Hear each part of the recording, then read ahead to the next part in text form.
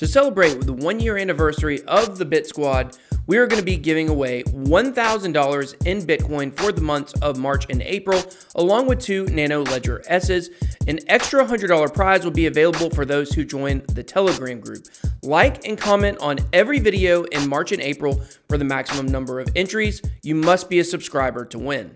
Hey Bit Squad, welcome back to the channel. I want to personally thank the BBC for banning my intro yesterday that I memed that they said was a copyright violation. And I've actually stumbled into this thing called Article 13 that I didn't know existed that might be putting more censorship on YouTube and memes alike here in the near future.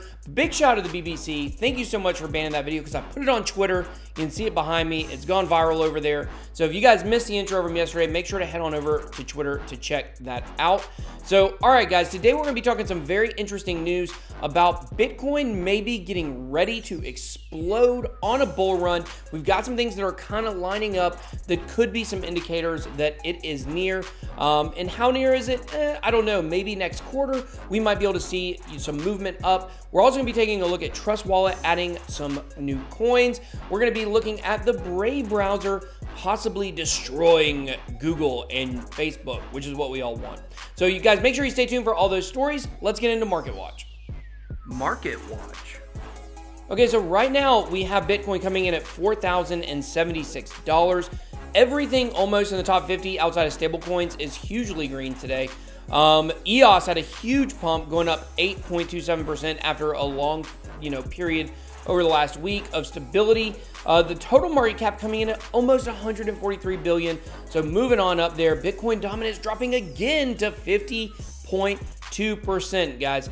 I'm not trying to get too excited about it because everybody's saying it's far off, it's far off, it's far off. But right now, the numbers are feeling like something could potentially happen very soon. So we look at the top 10. We've got Cardano also on a big pump today at 6%. Biggest winners of the day, Ravencoin continue to move up at 26%. Nulls, Wakey Chain, Factom, and Tezos, all with some good gains, 3 of those with double digits. And the biggest losers of the day, ABBC Coin, Repo, Ravane, KuCoin, and Bitcoin. Number 5. Okay, so this isn't, I guess, huge news, but I just thought this sign was cool. So we got the first crypto cafe in Singapore. Wide adoption is looming. We know Asia does have a better propensity for, adopting technology and things like that. So it doesn't surprise me, but check that out, guys. Welcome to Singapore's first cashless crypto cafe. Enjoy fine brews, yummy savories, I don't know what that is. Delectable pastries, crypto talks, and more.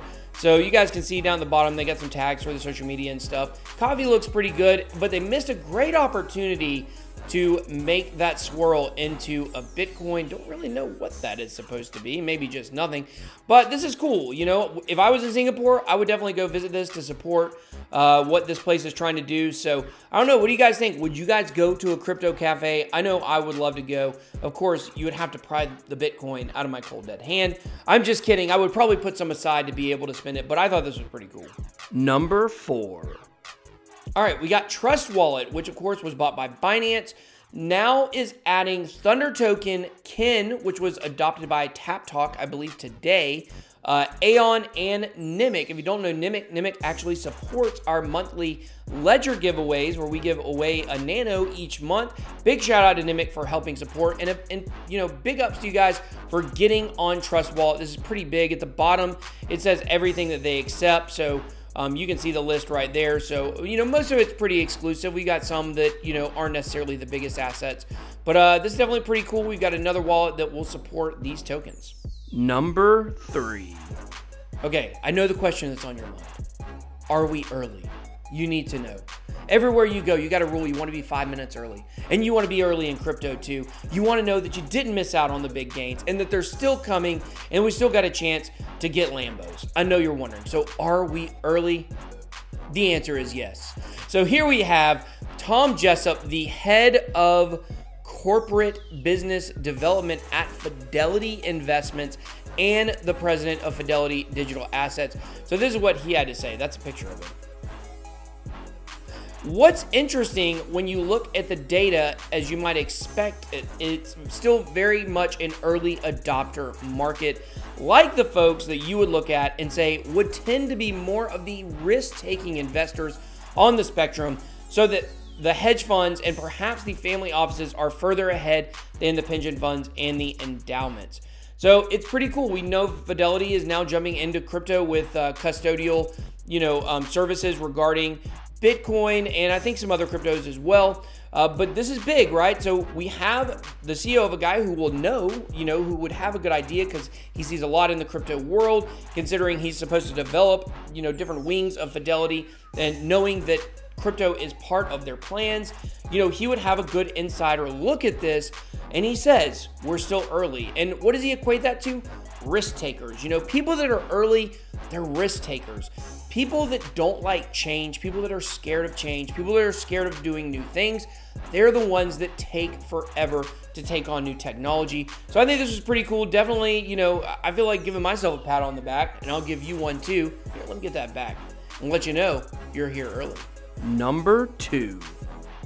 All right, number 2, we have Brave browser going to crush Google, crush Facebook, trying to crush their market, or trying to crush their whole business plan, which is collecting data on people and then using that to push ads towards you.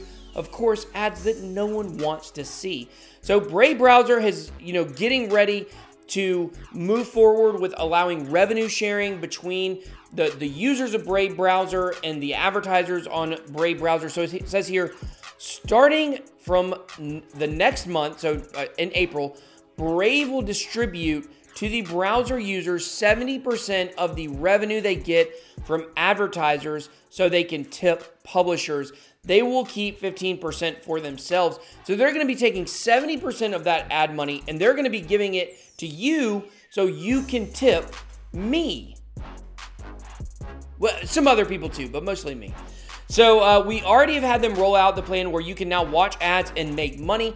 Now they're rolling out this thing where they're going to do 70% sharing in order for you to get money so you can tip your favorite publisher. So people have been wondering, why would people do this? Why would people tip? Well, I'm going to say it like this. Number 1, we haven't had anything like this before that is an online tipping system where you tip people for their content. In the past, the way that you tip people is with a like, is with smashing the like on my video here, with making a comment, with sharing the video. That's how you tip. And you'll still be able to do all those things.